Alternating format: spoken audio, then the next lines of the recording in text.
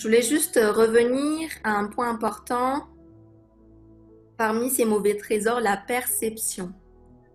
La perception, quand quelqu'un est blessé, encore des impuretés dans son cœur, du coup, elle va avoir une perception qui peut être proche de la réalité ou même qui peut être loin de la réalité. Et avec des lunettes, je fais l'exemple, comme ça. Et là, déjà, je vois d'une autre manière. Voilà, là, déjà, je vois avec une autre perception, une autre couleur, mon écran, etc. Et s'il y avait un peu plus de saleté sur ces lunettes, du coup, ça change tout.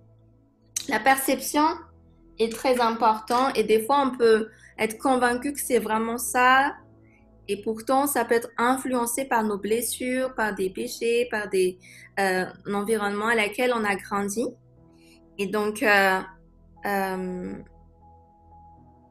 ça a des conséquences sur nous. C'est là qu'on va parler d'identité parce que euh, cette perception va influencer notre identité. Quelque part, elle va transformer le vrai nous. Soit on va être dur, je sais pas. Chacun a sa manière de réagir.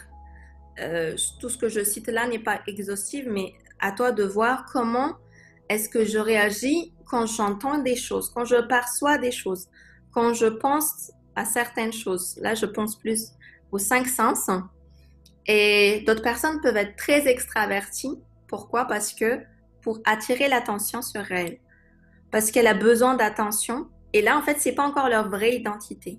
C'est là que les femmes peuvent tomber aussi dans une espèce d'idolâtrie, dans une relation, que ce soit amoureuse ou par rapport à une autorité, etc. Il y a plein comment dire ça, de symptômes ou de signaux qui peuvent nous dire que des fois, notre perception a été transformée. Il y a aussi la peur des autres, les jugements, les appréhensions. Ça arrive, en fait, ça arrive, c'est-à-dire, mon mari m'a enseigné souvent ça, ne pas soupçonner le mal, ne pas soupçonner le mal. Et donc, ces soupçons du mal viennent juste de ta perception, en fait, du fait que tu as imaginé les choses, que ça peut être à cause de ça, que telle personne a fait ça, etc. Voilà.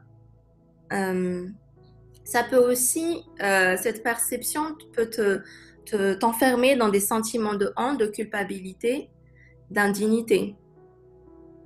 Ma question aujourd'hui pour nous qui sommes là, es-tu une femme caméléon ou es-tu une femme authentique?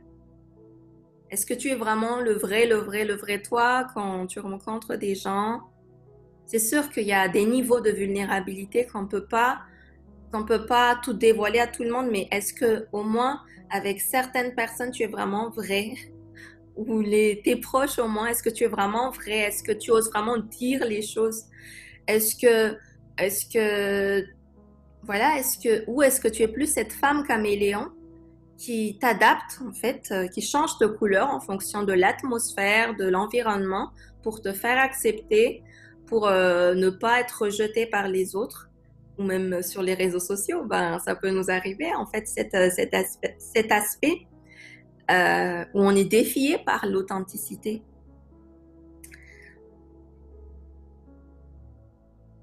Alors,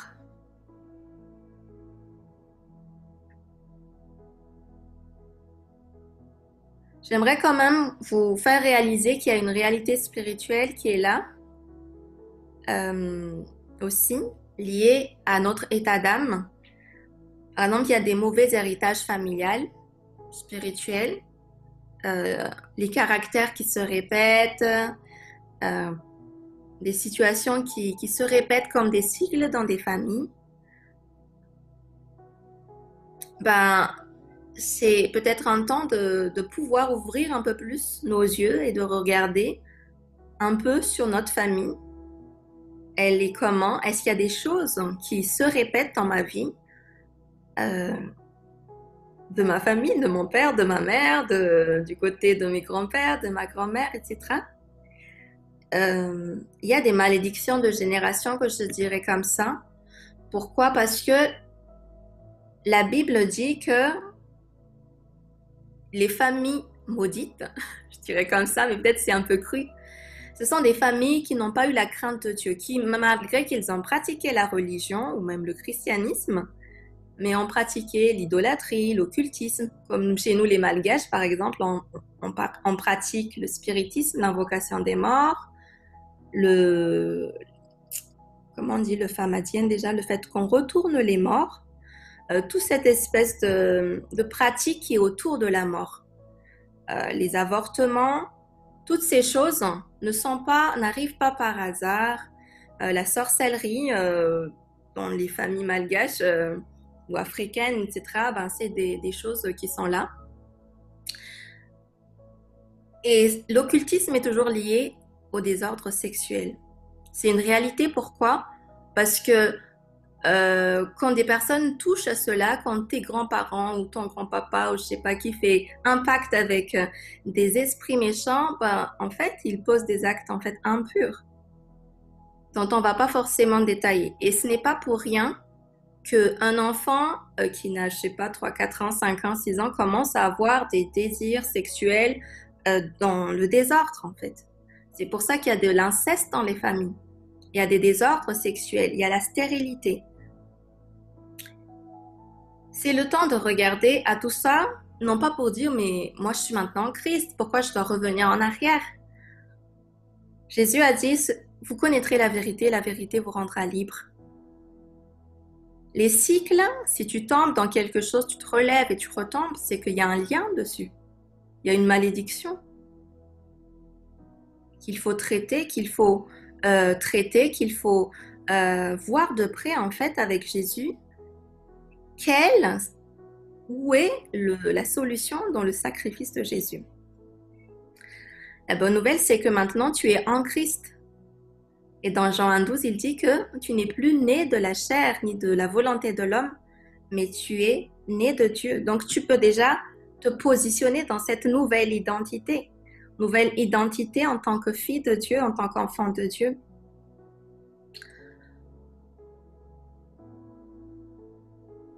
Par exemple, la dépression.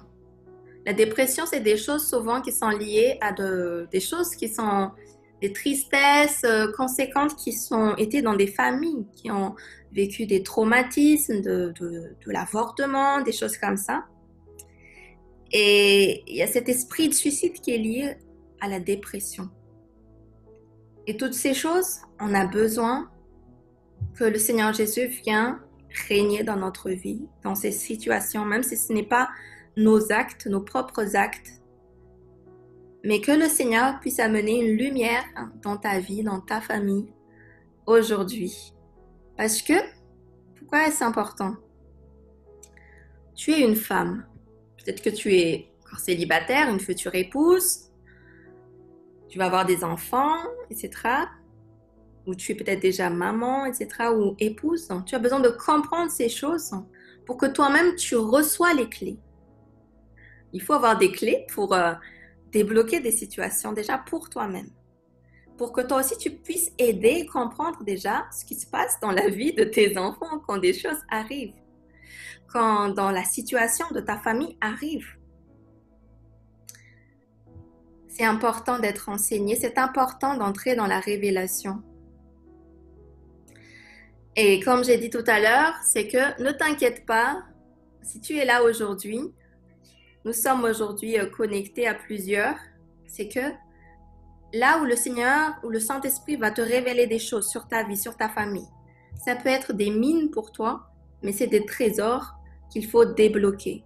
Qu'il faut débloquer parce que là où il y a ces endroits de zones d'ombre dans ta vie, c'est là que ces zones d'ombre ont besoin de rencontrer l'amour du Père, de l'amour de Dieu, la puissance de la croix et l'onction du Saint-Esprit. C'est ce qu'il a dit dans Luc 4, 18, qu'il est venu pour guérir les cœurs brisés. Cette onction va rencontrer les cœurs brisés. Le sang de Jésus est venu pour purifier nos cœurs. Et donc, tu es au bon endroit pour pouvoir vraiment y réfléchir à tout ça. Donc, première étape, accepter l'aide du Saint-Esprit. C'est-à-dire que tu acceptes cette aide d'accepter de t'ouvrir à lui, s'il te parle de quelque chose, tu vas dire, ben non, c'est pas de Dieu. Il y a une redevabilité, une vulnérabilité à laquelle je t'invite aujourd'hui. Parce que si tu es là, c'est parce que le Seigneur va continuer ce travail, ce ministère qu'il va faire dans ton cœur. Et c'est pour ça que Jésus n'a pas voulu, a toujours voulu faire des disciples. Parce que c'est le disciple qui va le suivre de près, qui va écouter son enseignement et qui va le connaître et qui va donner des clés dans son royaume. Tu aurais aussi besoin de l'aide des autorités spirituelles, comme les ministères en fait, pasteurs, docteurs, prophètes, apôtres, etc., que le Seigneur a donné dans son corps, dans l'Église, parce que ces personnes ont été dotées de capacités pour être des canaux, pour que le Saint-Esprit t'administre aussi cette restauration. Une ouverture aussi à l'enseignement de la parole de Dieu sur l'état de nos cœurs, c'est-à-dire que on va pas juste saper ces choses parce que ça peut nous déranger, mais c'est important de dire que oui, c'est un miroir qui va m'éclairer. Et pour nous, par exemple, dans la maison de prière pour toutes les nations, nous, on fonctionne beaucoup sous forme de discipolat, comme on le dit souvent sur les réseaux. Donc, moi-même, je suis dans un groupe de disciples. Et après les enseignements de nos pasteurs, on peut poser des questions, on peut ouvrir nos cœurs, on peut, voilà, parler de nos défis, de nos challenges. J'en suis là aujourd'hui. Et même vu que mon mari aussi en Christ est dans le ministère, ben, pour moi, ça continue toujours par la grâce de Dieu parce qu'il est là aussi pour m'aider dans son œuvre aussi de berger. Et donc, pour vivre une restauration, chère sœur, il y a cette redevabilité, c'est-à-dire une ouverture vis-à-vis d'une autre personne au minimum. Parce que c'est là que tu vas voir un autre vis-à-vis, que tu vas comprendre, ah là, c'est tel challenge que j'ai besoin. J'ai besoin de quelle manière je dois appréhender cela. Il y a aussi les frères et sœurs en Christ, en fait, mais je parle de frères et sœurs de confiance. Tu vas pas déballer toute ta vie à tout le monde. Mais dans ton groupe, par exemple, si tu es dans une famille locale auquel tu appartiens, la Bible nous dit confessez donc vos péchés les uns aux autres et priez les uns pour les autres afin que vous soyez guéris. Ce mot guéri parle aussi d'être restauré, d'être ramené, d'être rétabli. Et donc, on croit toujours que cette prière fervente du juste a une grande efficacité.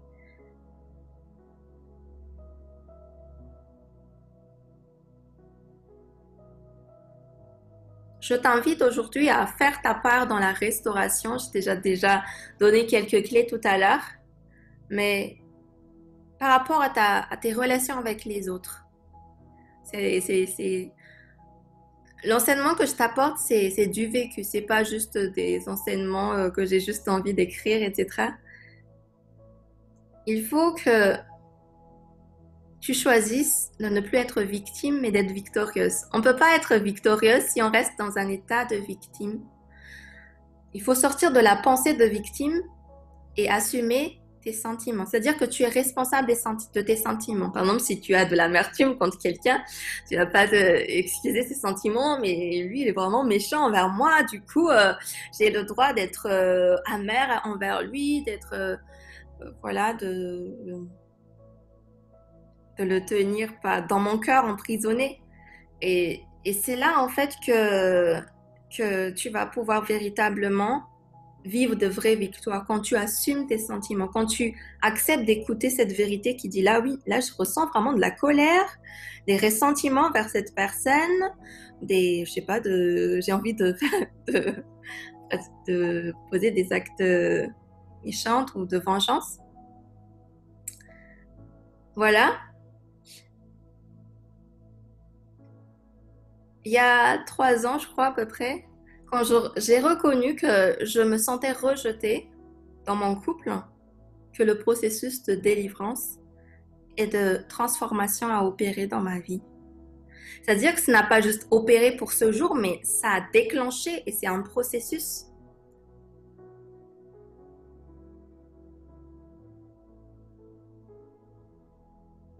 Comme la femme samaritaine qui avait goûté à 6 relations d'hommes était venue à Jésus. Jésus n'a pas parlé des hommes je sais pas pourquoi il les a quittés, mais Jésus a parlé de la soif qui était dans le cœur de cette femme, du besoin de cette femme. Et il fallait trouver une autre solution qui était l'amour de Dieu, en fait. L'amour de Dieu, qui est le seul capable de véritablement combler toutes ces attentes en nous. Nous devons faire notre part pour que nous soyons libres, en fait, des sentiments des autres. C'est quelque chose d'important à apprendre. Parce que dans la relation, que ce soit proche ou loin, ça peut arriver que l'autre t'accuse, que l'autre te condamne, que l'autre te juge. Mais si tu es libre des sentiments de l'autre, il y a un filtre dans ton cœur où tu ne permettras pas, en fait, que ces paroles entrent dans ton cœur, ni fassent le nid dans tes pensées. Ça, c'est une chose. Tu as besoin aussi de poser des actes à contre-courant pour rééduquer ton âme. Oui. Le juste vivra par la foi et la foi doit être accompagnée d'œuvres. Je ne peux pas juste dire que je crois à la restauration, mais que je ne vais pas poser d'actes. L'acte est très important parce que pour rééduquer ton âme qui a fonctionné d'une autre manière, tu as besoin véritablement de le rééduquer d'une autre manière. Un exemple que je te donne, qui était mon cas, j'ai dû apprendre à dire non. À dire non. Apprendre à dire non n'est pas toujours facile. Quand tu sais que tu ne peux pas faire cette chose et de pouvoir tenir ferme jusqu'au bout et sans forcément être dans la culpabilité ni la peur du rejet de l'autre. Mais c'est pas instantanément que la première fois où tu vas apprendre à dire non, c'est pas tout de suite, comment dire ça, que tu vas plus ressentir ces sentiments, oh là là, mais si cette personne ne m'aime plus, etc. Si, les sentiments vont être là, mais au moins tu as posé l'acte pour rééduquer ton âme. Et au fur et à mesure que tu te positionnes, en fait, là, ton identité est en train de se former. L'identité se forme au contact d'autrui, au contact des circonstances et en faisant face aux circonstances. Le vrai toi ne peut que s'affirmer que lorsque tu feras en fait ce que tu penses vraiment. Si tu ne dis pas non, mais au fond de toi tu vas penser non, mais au final j'ai dit oui, il y a quelque chose qu'il faut encore travailler.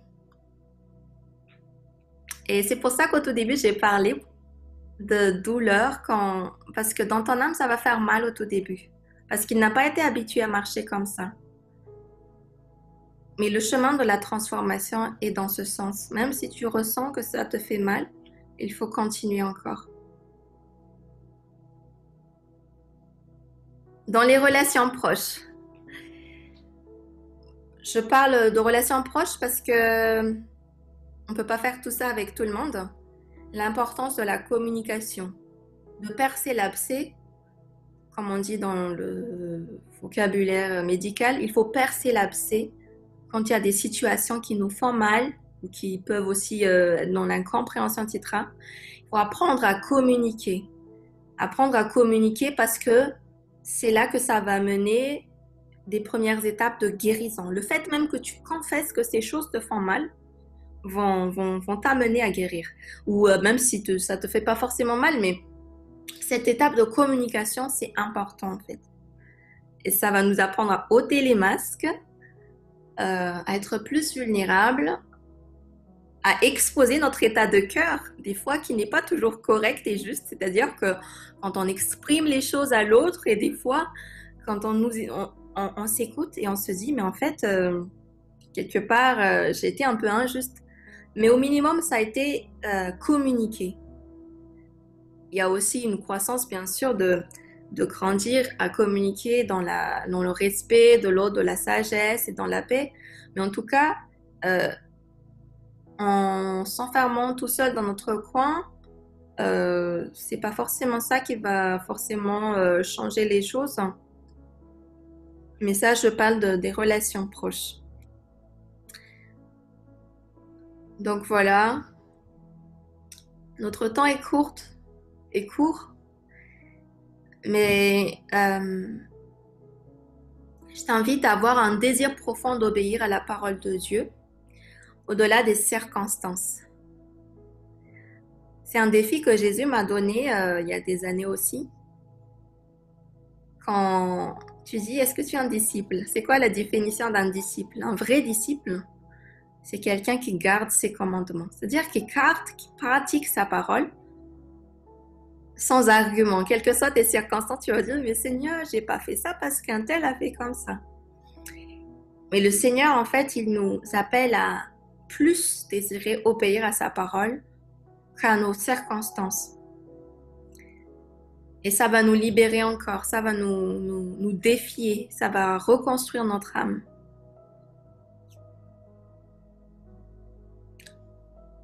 Donc voilà, face à la parole de Dieu, c'est sûr qu'il y a des attitudes qu'on doit changer, qu'on doit reconnaître les faits, les situations par rapport à nous-mêmes, quand le Saint-Esprit, l'Esprit de vérité, pour nous montrer des choses sur nous. Et donc voilà, c'est un apprentissage de faire aussi miséricorde à l'autre, pour pouvoir pardonner, je veux dire. Mais je sais que ce pardon est aussi lié au fait qu'on reçoit une bonne dose d'amour de Dieu. Et donc, aujourd'hui, tu peux vraiment encore aspirer, Père, remplis-moi de ton amour pour que j'ai un cœur miséricordieux envers l'autre, mais aussi envers moi-même. Envers moi-même parce qu'on a besoin de grâce envers nous-mêmes. Envers nous-mêmes parce qu'on ne va pas toujours y arriver. Ça, c'est une réalité. On ne va pas toujours y arriver et c'est là qu'on a besoin de grâce. Quand on n'arrive pas, est-ce qu'on va être dans cette espèce de performance où on va se rejeter nous-mêmes, où cette notion de grâce va venir quand ces pensées vont te dire t'es pas assez spirituel, t'es pas assez aimante, t'es pas assez ouverte, t'es pas assez ceci. Donc toutes ces exigences qui viennent réclamer des choses en nous ou qui va faire aussi qu'on va réclamer des choses vers les autres.